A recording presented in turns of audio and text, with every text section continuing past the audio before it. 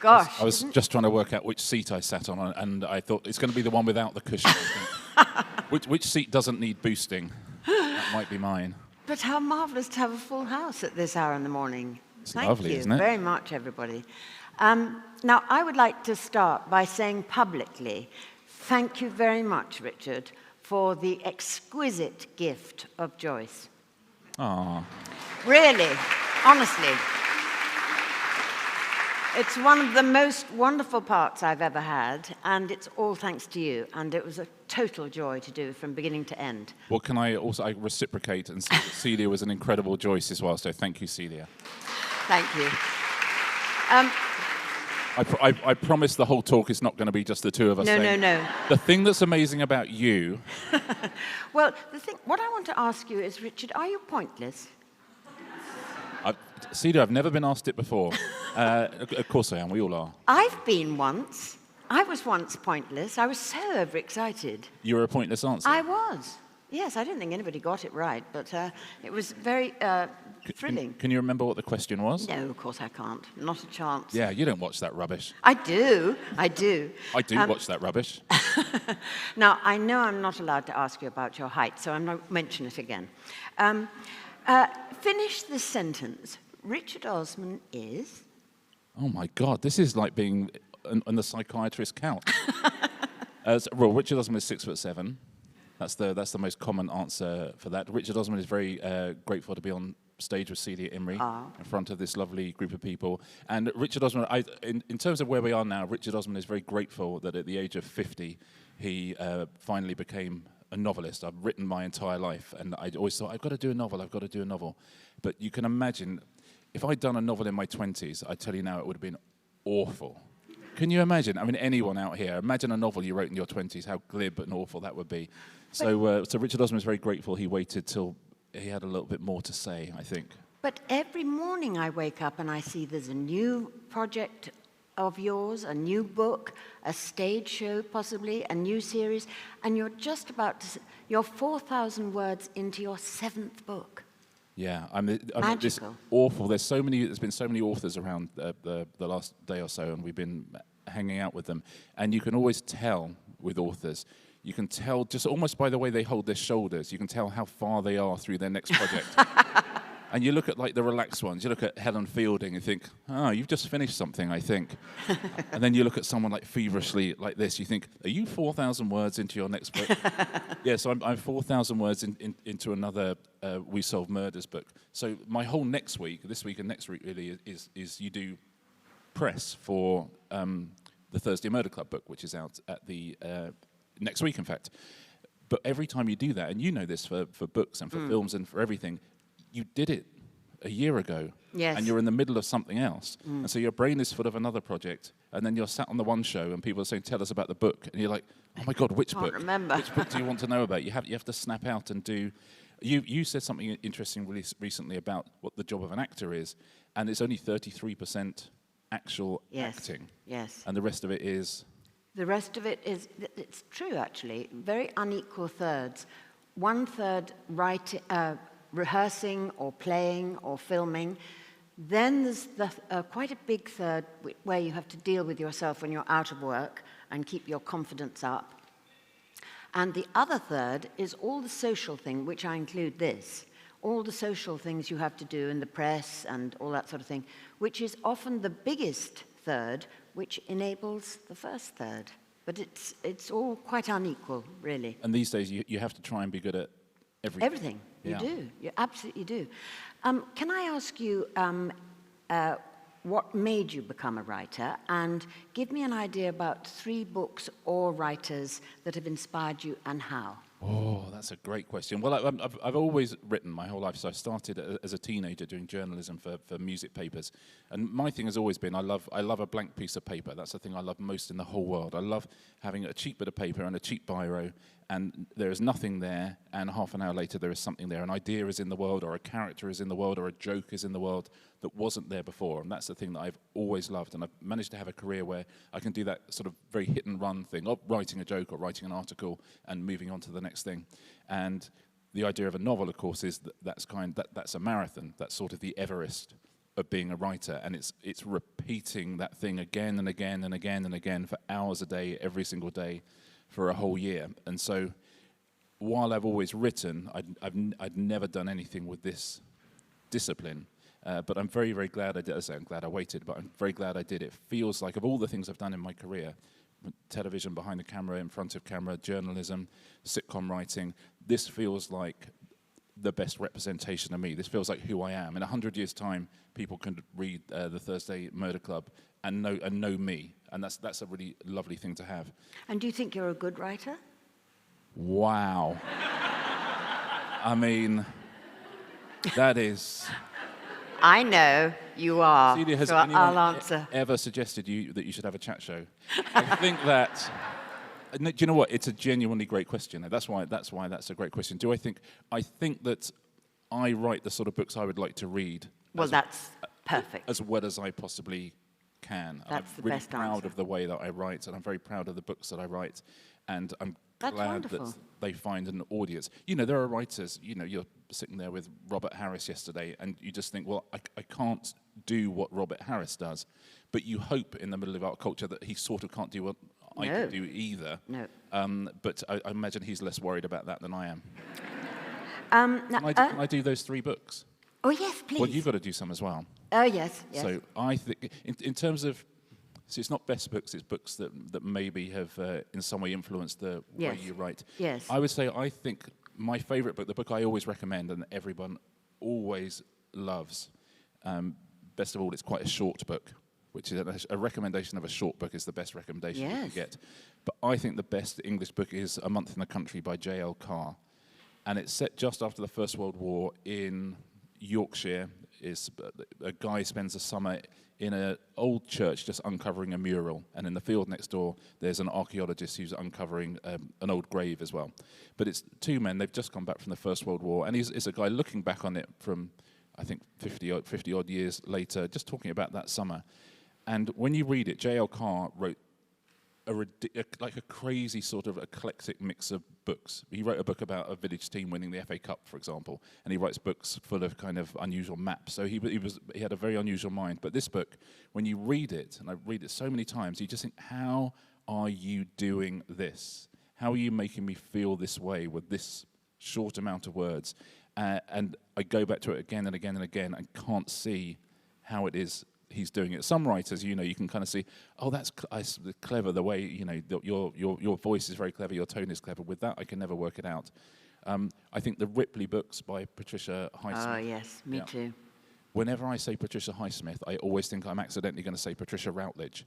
I haven't yet. But those books, again, to create a character as awful as Tom Ripley, but who we cheer on exactly at every turn. Isn't it marvellous? And you think that's incredibly but clever.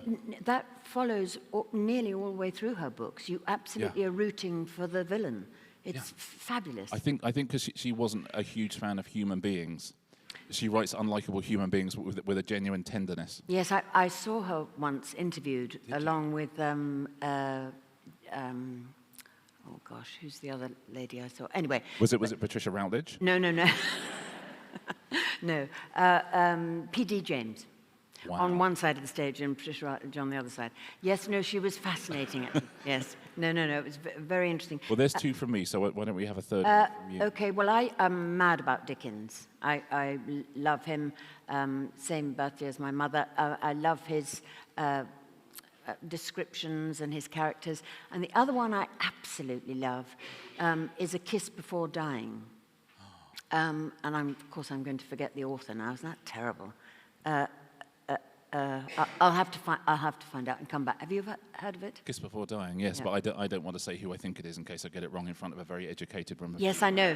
This is the trouble, you see. If anyone is very confident, would he shout out who wrote Kiss Before Dying? What? Well done, Ira Levin. Thank you very much. There we go. Ira Levin. And by the way, thank you. Thank you. And I'm going to pretend that was the name in my head, but it wasn't.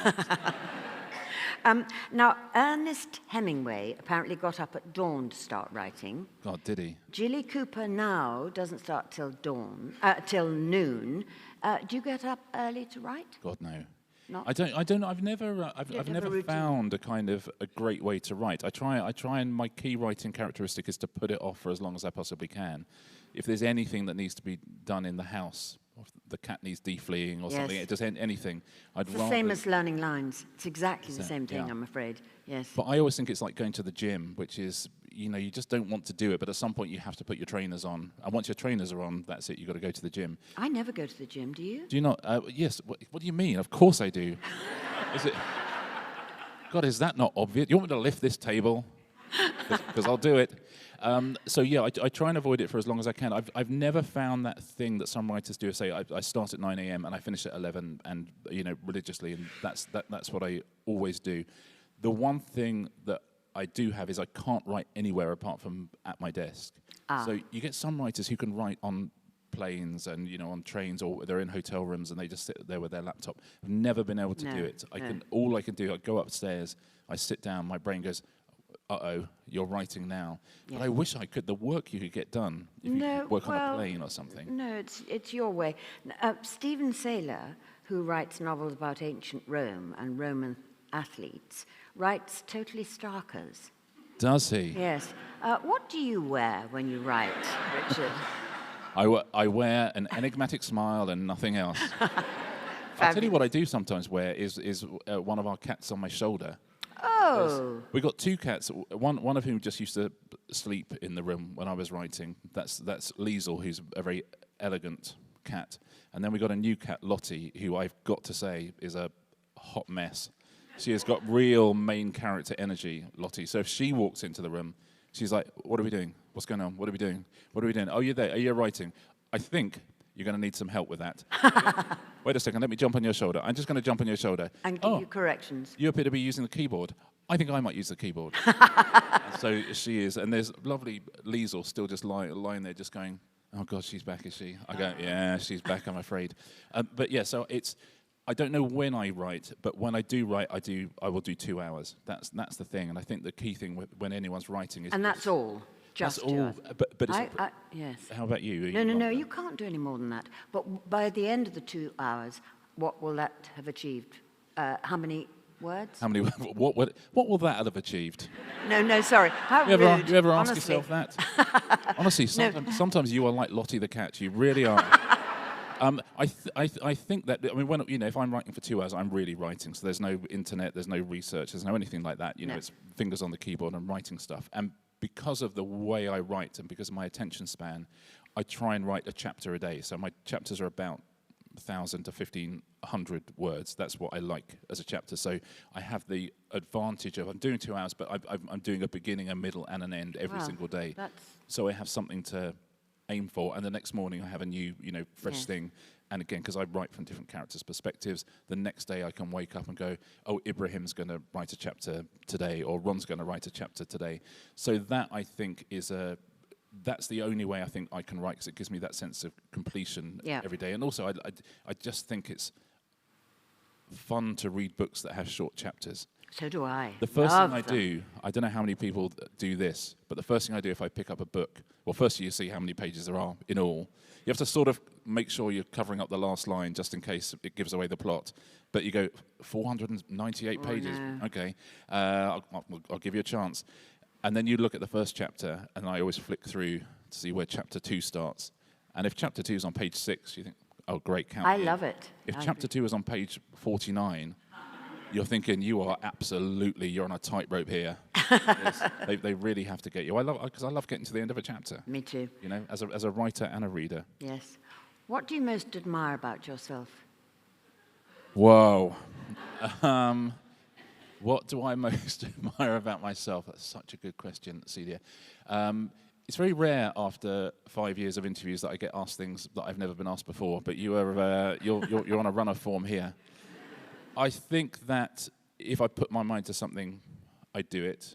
I think that I do something that comes from my heart. I never, ever second-guess anything. I never think, what would people like to read, or what's the sort of thing that might sell, or anything like that. No. I try and write about the world as I see it in a way that makes me laugh, and a way that touches me and moves me.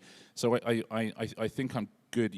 When I said I'm going to write a novel I did it. You know, when I put your mind to it. When I put my mind to it, I actually do things. Full of heart. And that's very, very useful. But yeah, apart from that, I don't know. Listen, I can reach things off high shelves.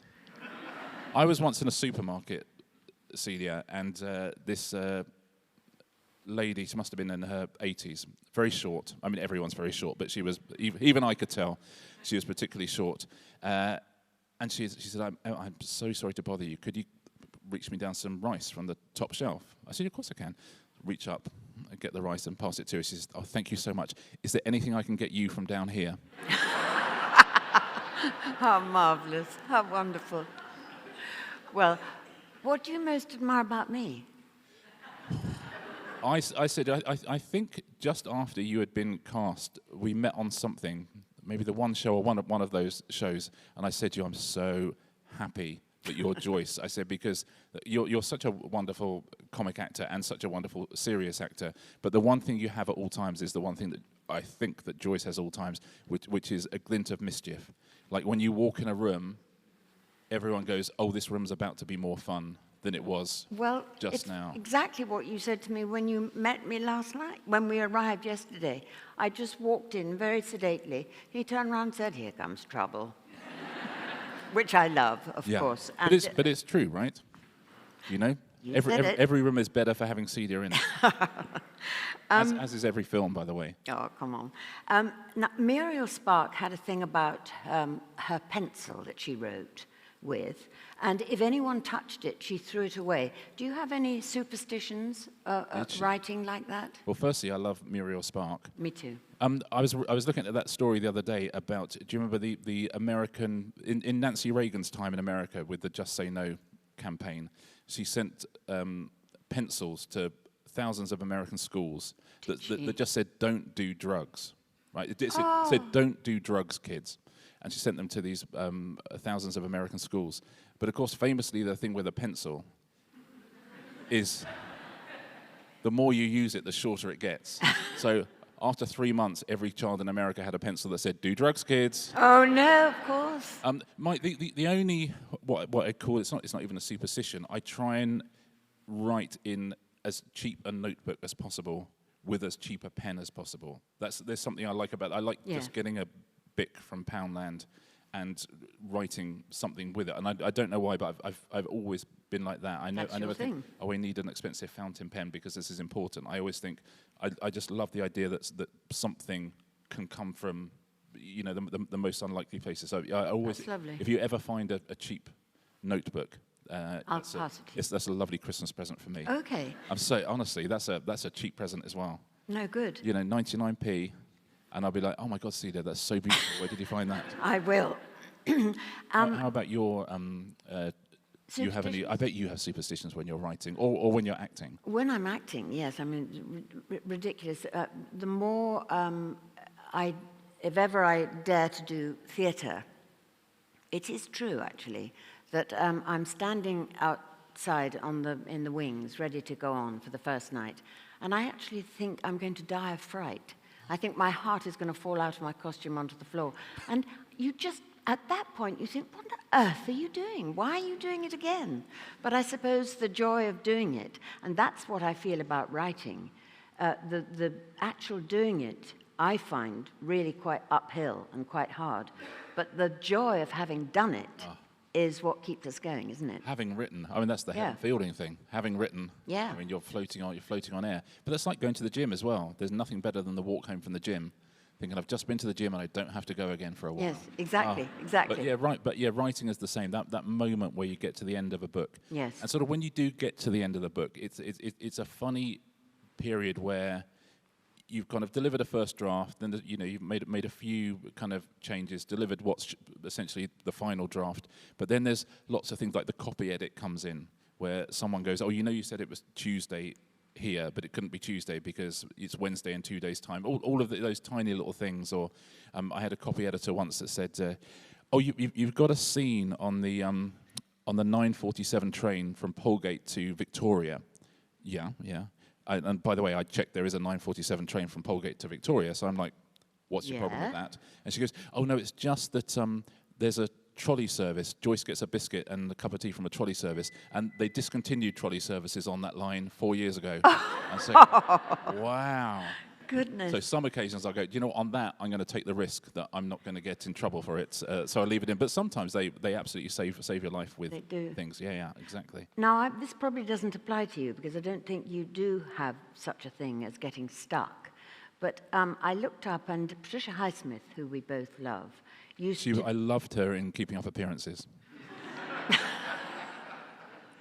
But she used to do washing up. Ruth Rendell, who's another great favourite of mine, does the hoovering. Maya Angelou, I found out, gets a pack of cards and plays patience. And these are all the rituals they do to unlock themselves. Does that ever happen to you, or not? Yeah, I'm not bad. I mean, some days are worse than others. You know, we were talking to someone about Jane Austen last night, and reminded of that quote. Whenever I feel like I can't write, I just keep writing until I feel like I can again. And so sometimes you do have to do that. I'll put on a bit of classical music every now and again. But the truth is, with my books, if I ever turn up for the morning, because I never plan books out, I never work out what's going to happen. I usually know a couple of scenes ahead of time, so I know the scene I'm going to write tomorrow. And there'll be times where I'm going, okay, I'm writing this scene, and it's in a warehouse, and there's Connie Johnson, the drug dealer, and Ibrahim is coming in. I need this to happen, I need this to happen, I need this to happen. I need there to be a clue that I'm going to hide away, and I want there to be some fun as well. So I'm sitting there thinking that. And the first paragraph doesn't come. Or I write the first paragraph and it's not working. And whenever that happens, I delete it. I type the word Joyce at the top of the page and write one of her diary entries because her brain is very much like my brain, and she can just do stream of consciousness, and I can sit there and I can write 1,500 words of Joyce babbling on about nothing, but also dropping in little clues, and we don't know she's dropping in clues because she's just babbling on about nothing. That's the thing about harmless Joyce. So if ever I'm blocked, then usually Joyce is the one to unlock me, because she allows you to write with a certain flow. She can her thought processes can go from A to Z to K, then to P, and no one minds. She can talk about the hoovering, then she can talk about cocaine, and then she's watching Homes Under the Hammer, and then she's worried about her daughter, and then she's dropping in a little clue, and then she's saying something about life. And so that I find a great way to kind of clear out the pipes. Yes. Now, you had a successful career as a presenter and an entrepreneur. How did this inform you or help you in your career as a writer? And did you already have Steven Spielberg on your Rolodex? Do you know what? I didn't. He had me on his Rolodex. He would ring me all the time. I'd be like, Steve, I've got nothing for you. Listen, if you want an idea, E.T. 2, how about that? It informs me in a way. I've always, in my TV career, I always just made television programs that I would watch. That's always, I grew up in a house where there were books and there was television. And, so I knew what television I watched, I knew what television my family watched. And those are the sorts of shows that I wanted to make. And the key to that was I wanted to entertain people. And really I wanted to not put up barriers to entertain people. That's the thing that I really love. I want to do something that is good, but that everyone can get involved in. That you would want to watch yourself. Yeah, exactly. Yes. And that my mum would want to watch, and that my kids would want to watch. That has a universal appeal. And so the thing with books is, firstly, I did the same thing, and that I'd always read crime fiction, loved what you could do within crime fiction. But secondly, I wanted to do something where there were no barriers to reading it, but when you did start reading it, had great characters and great plots and good jokes and could make you cry. I wanted to do something really, really mainstream, but also good. And the key thing that you learn from television is people can switch off at any time. It's so easy because you've got all those different channels and you're watching something. We've all done it. You'll be 5 minutes into something and you just go, be bothered. Yeah, I don't know what's on the other side, or adverts come along or something. And books are exactly the same. And I'm just very, very aware that that people could be doing lots of other things. Yes. And so my job, I have one job, which is to make people turn the page to the next page and go on to the next chapter. And so I never consciously thinking about it. How do I hook them? But when I'm writing, I'm always thinking about how it must feel to be a reader. How are you feeling at the moment? Are you entertained? Marvelous. Is there jeopardy? Are you bored? Are you? And I'm constantly thinking that, and I think that comes from the TV side of me as well. But also, I think it comes from the fact that I'm quite easily bored, and I try, if ever I get bored when I'm writing, I Stop. delete the thing that the greatest note. Stop, but go on. You don't stop and Stop, but go on. Stop and do something else. Would you stop and then leave the room, or would you just stop that bit and then have a break and literally delete the previous sentence? Okay. And as send a man in with a gun. Just do something where you go, come on, let's jumpstart this thing. Now, when the first manuscript does go off, the only people who see it really, well, my agent sees it, but my UK editor and my American editor see it, and my UK editor has notes. My American editor, a woman called Pam Dorman, who's one of those incredibly powerful kind of New York women, like incredibly strong, incredibly smart, and she will only ever write a one-word note, and she'll write it about 3 times on the whole manuscript, and the only note she ever writes is bored. But that's perfect. Yes. But that's all you want, because you're like, when you've written 90,000 words and you're juggling these characters and this plot, there's a bit of you that you can lose sight of where you are in the story, or you're over-describing something because you feel that's where you're supposed to be. And when someone sends you back and goes, bored, you go, brilliant, thank you. And would you agree with her, do you think? Absolutely. Yes. You just go, great, I'm going to come into that scene earlier, come into the scene later, I'll leave it earlier, or I'll lose that scene altogether, because actually it's only there because I had another idea that was going to lead to that, and in the end it didn't really. And she's very good at spotting that. But it's that's the key with this is please don't bore us. That's so long as you don't bore people, you can. It is the most horrifying thought. Yeah. I think it's the most horrifying thing anyone can say about a person. Oh, they're boring. You just so hope that no one is going to say no one's that ever going to about say us. That about you. No, about Celia. us. What do you take from acting that you put into writing? Well, I mean, certainly things that I want to see. I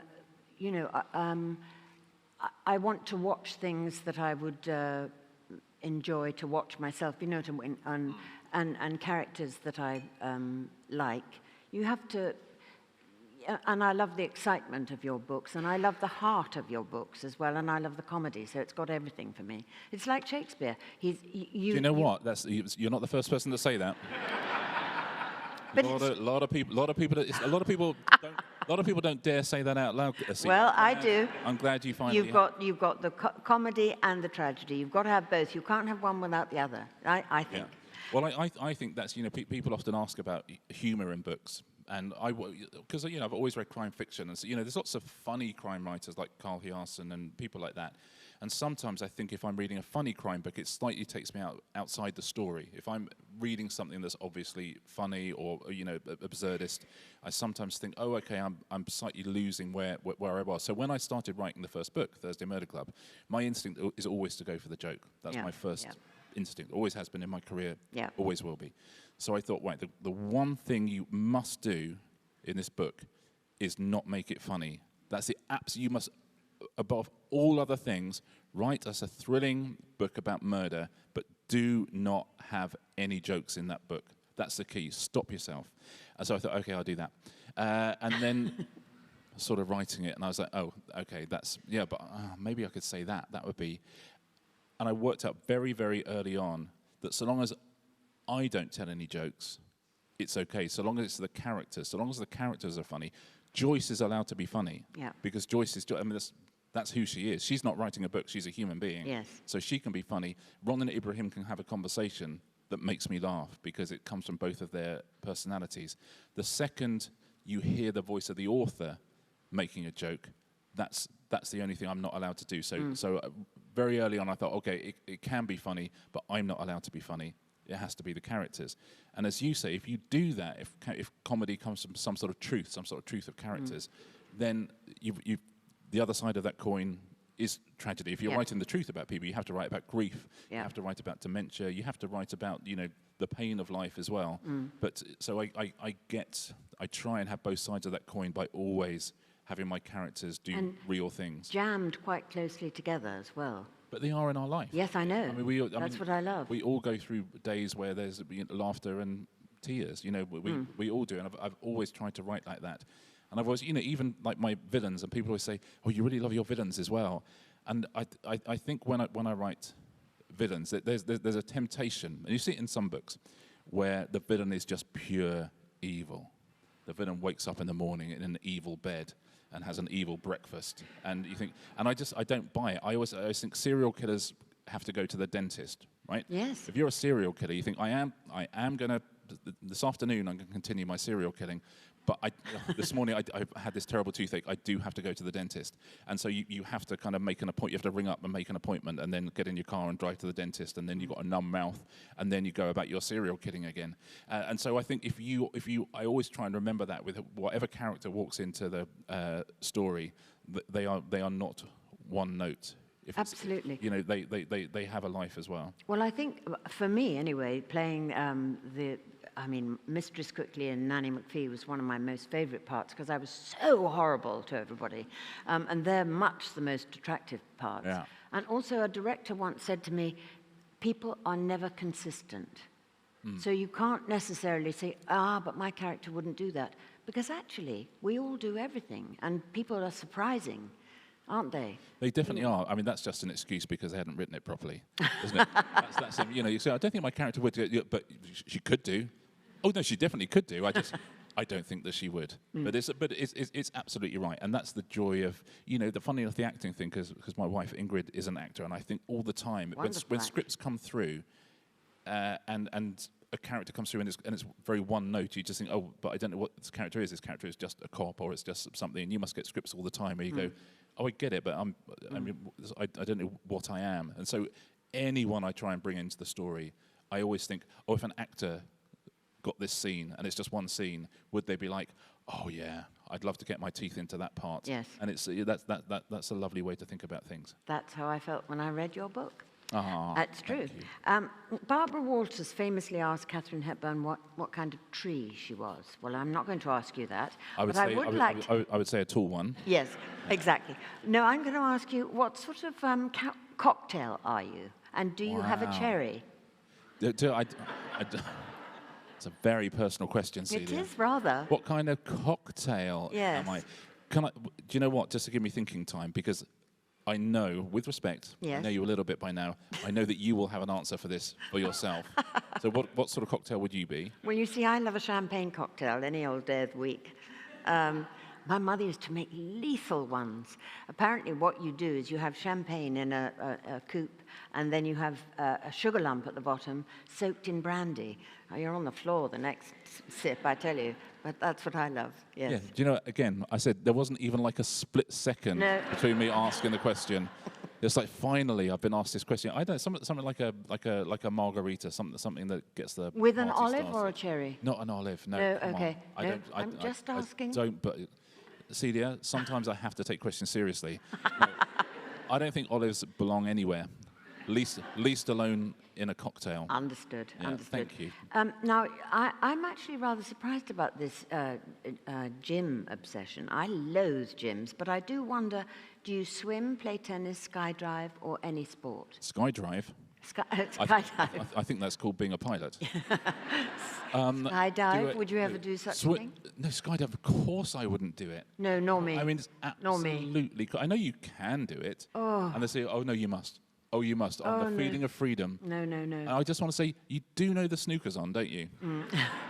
You know I could be watching it. Yeah, the idea of, you know, when they have those celebrity reality shows and they push them out of helicopters. Oh, no. You just think, how big must your tax bill be for you to go, the only way through this is for me to be pushed out of a helicopter? No. I would never skydive. I have zero, I'm not like a speed freak or anything like that. I'm not an adrenaline junkie. I'm the opposite of whatever an adrenaline junkie is, which would be listen, a chemist would tell us, but I'm a junkie. Well, I'm with you. So I would never do that. Swimming, I think, is the most boring of all exercises. When you have to go up and down in a pool, you mean? Yeah. Well, what about the sea? How else would you do it? No, in the sea. Oh, that's even worse because the lengths are so long. You know, you get to France, touch the side, and then back again. Oh, my God. I can't do that, even though, you can have headphones in now. But if I go to the gym, I often listen to audiobooks. Do you? You know, and that's fantastic, because you think I sort of feel like I'm doing something that's good for my health, good for my mental health, but, I'm also catching up on the latest Mark Billingham. Yeah. What does love mean to you, Richard? That's a good question. As a keen tennis fan, it means I'm doing badly. I think that we live in a world where we're constantly told that we disagree with each other, and we're constantly told that there's no way any of us are going to get along, and we're constantly told, that the strong will survive. You know, that's our culture at the moment. But that's not the world I see around me. It's not the world I grew up in. It's not the world I live in. I live in a world where people love each other. I was talking to a guy who runs a big polling organization. And he did one of those word cloud things, you know, when they say to lots of people, give us 3 words you'd associate with this, and we'll do a word cloud where the word that's mentioned most often is biggest. And he said, we did a word cloud about the state of Britain. So he said three words about the state of Britain, and he said all the words were universally negative. It was all broken, bad, troubled, all this. He then said, we asked 3 words to describe your community. He said, and every single word was positive. It was all friendship, love, help, all of these things. And How good. It feels to me like the future, because at the moment our culture is absurd, and the internet and social media are absurd, and everything is so fast, and we're getting so much data the whole time. And because we didn't really grow up with it, it's scrambling our brains, and we're thinking, oh my God, life will never be the same again. But the truth is it will. For us, it's incredibly alien. But I think it means we all go back to that starting point, which is sitting in our house with people that we love, reaching out, helping people that we love. And if you do love people, people don't have to call you woke. You just do it. Just do it. Help in your community, help people that you love, help people who are, if you have any strength in your life, whether it's intellectual strength or physical strength, you use it to help people who don't have that. And I think that love is so ever present in our lives, and is becoming less present in our culture. And I think we mustn't let them get away with that, because the people running our culture are people who didn't have love and don't have love, and it's not something that they understand.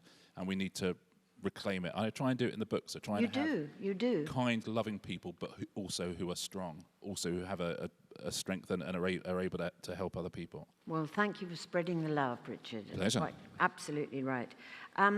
What is your greatest virtue? Greatest virtue?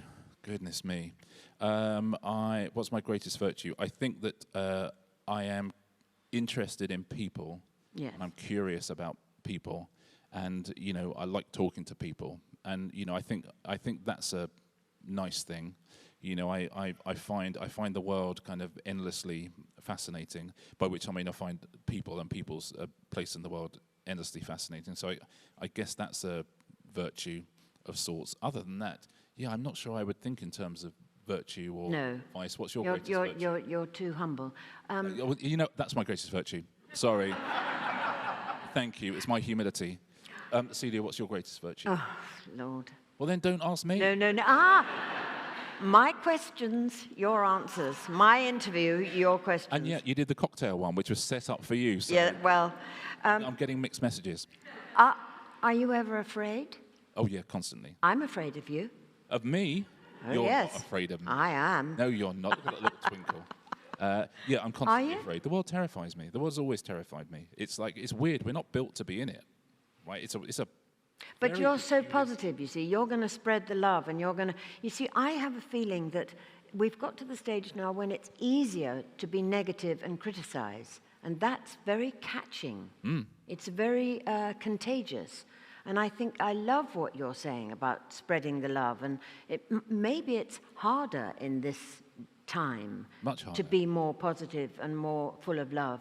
But let's, because otherwise we're all going to disappear. Yeah, but it feels like a radical act to say we must get along with each other, which is, a natural human emotion. Yeah, the world has always terrified me. I've always, because my eyesight is very bad, the world moves too fast for me and always has done. So I'm always slightly frightened, and if I'm outside and the world kind of, so I like to observe quite a lot, and then I like to retreat into my cave. And hopefully the one thing that's brought me over the years is an understanding of how life is lived, because I'm observing it rather than living it. But I'm constantly terrified, which is why I'd rather watch the snooker than skydive. That's why you'll never see me on I'm a Celebrity, or even Strictly Come Dancing. They don't even push you out of a helicopter on Strictly, but I still wouldn't do that. No, nor me. But you are going to be on Celebrity Traitors. I am. And you've already filmed it, right? I have. And I'm not going to tell you anything about it. No. So you've been very, very good. But also, I'd be mortified if I found out who won that. But I bet you'd be good. I'm not going to tell you. Yeah. I told you, they said to me, they rang me up, the Celebrity Traitors thing, and said, "Oh, we're thinking of Celia Imrie for Celebrity Traitors. Do you think she'd be good?" And I said, "Oh my God, she would be amazing."